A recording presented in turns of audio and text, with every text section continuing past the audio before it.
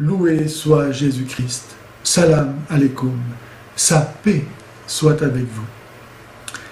Si Jésus-Christ n'est pas venu annuler ou abolir la religion juive, mais l'accomplir, c'est-à-dire l'amener à son achèvement parfait et définitif, comme lui-même le dit dans l'évangile de Matthieu au chapitre 5 et au verset 17, pourquoi donc les Juifs ne l'ont-ils pas accueilli? Eh bien parce que, comme d'autres après eux, et beaucoup aujourd'hui encore, ils ont entendu la parole de Dieu d'une façon toute charnelle.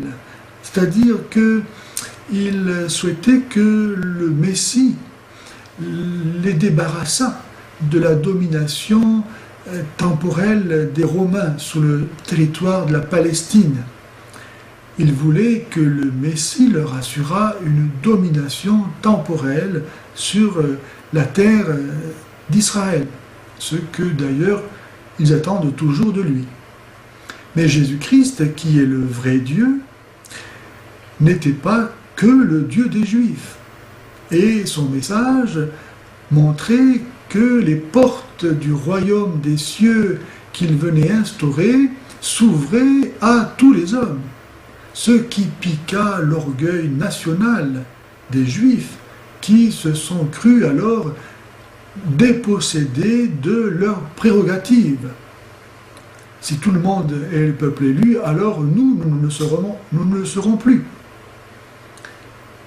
Et en faisant du vrai Dieu un Dieu tribal, national, ils lui ont de ce fait nié, avec son caractère universel, sa nature unique.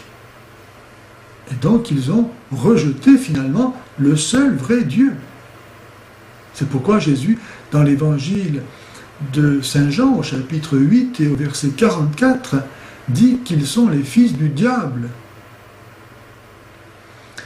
Si Jésus-Christ est venu nous donner d'entrer dans le royaume de Dieu, ce n'est pas un royaume temporel, terrestre, c'est un royaume spirituel, parce que Dieu est esprit.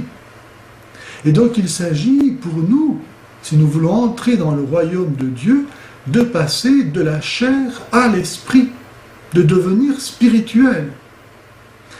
Et cela est possible uniquement si nous nous unissons à la mort et à la résurrection du Christ, à la mort au péché, liée à notre condition charnelle, et à la vie nouvelle d'enfant de Dieu donnée par la résurrection. Dès lors, si Jésus-Christ est venu nous laver dans son sang de tous nos péchés et nous donner sa vie au prix de la mort qu'il a endurée sur la croix, nous ouvrant ainsi les portes de la vie éternelle, quel autre salut pourrions-nous attendre après Jésus-Christ ?